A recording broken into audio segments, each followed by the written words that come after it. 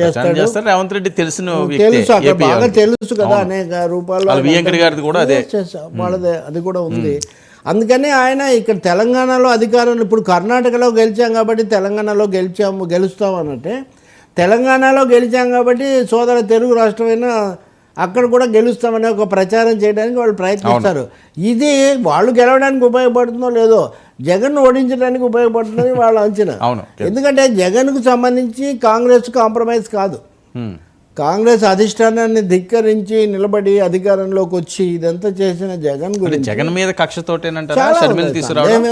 ఒకటే ఇప్పుడు కుతంత్రాలు పన్నుతారన్నప్పుడు అది మనం చంద్రబాబుకు అప్లికేషన్ చేస్తున్నారు తెలుగు వాళ్ళు, కానీ ఏఐసిసికి, సోనియా గాంధీకి, రాహుల్ గాంధీకి కూడా అప్లై చేయాలి కదా వాస్తవంగా. ఎందుకంటే ఆయన బయటకు వచ్చింది సోనియా గాంధీతో పోట్లేడు కదా, వాళ్ళ నాన్న చనిపోయాక ఓదార్పు యాత్ర సమయంలో.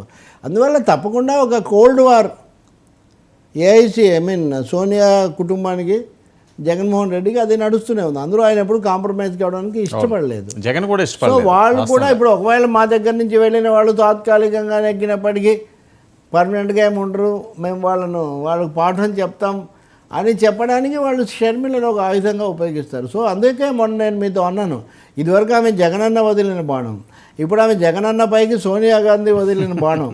ఆ వెనక ఇందాక నేను ఆయనతో అన్నట్టే శీలం గారిని అన్న, బ్రహ్మాస్త్రం మాకు దొరికింది అన్నారు. బ్రహ్మాస్త్రమే, కానీ బ్రహ్మ ఎవరు శీలం గారు అని అడిగాను నేను. బ్రహ్మ, ఆ బ్రహ్మ చంద్రబాబు, ఆ బ్రహ్మ సోనియా గాంధీనా రాహుల్ గాంధీనా అది తేలుతుంది బహుశా కొద్ది రోజుల్లో.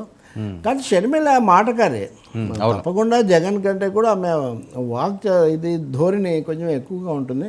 అందుకే ఉదయం ఆమె చాలా జాగ్రత్తగా మాట్లాడారు. తెలుగులో మాట్లాడినప్పుడు ఈ యాజ్ ఎ క్రిస్టియన్ అనేది ఆమె చెప్పలేదు.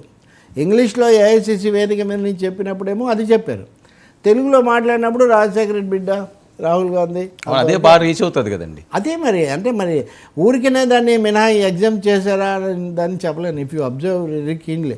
మూడోది, మీరు ఆంధ్రప్రదేశ్లో పోటీ చేస్తారా అన్నప్పుడు ఆంధ్రప్రదేశ్లోనే కాదు చెప్తే అండమాన్లో కూడా నేను పోటీ చేస్తాను అన్నారు.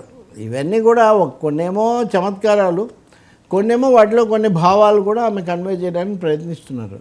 అది మీరు జగన్ను ఇప్పుడు కేసీఆర్ని ఓడించినట్టు అని 10 సార్లు అన్నప్పుడు, ఇప్పుడు ఆ ఓడిపోయిన కేసీఆర్తోనే జగన్ కూర్చొని ఉన్నారు కదా అక్కడ. సో అన్నప్పుడు తప్పకుండా కేసీఆర్ని ఓడించినట్టే జగన్ కూడా ఓడిద్దాము అనేది దాని ఎక్స్టెన్షన్ చాలా స్పష్టంగా కనిపిస్తుంది. మీరు ఆంధ్రప్రదేశ్లో అధికారంలో ఉంది జగన్ కాబట్టి. ఓకే, ఈ పెళ్లి సందర్భ వేళలోని అలాగే చంద్రబాబు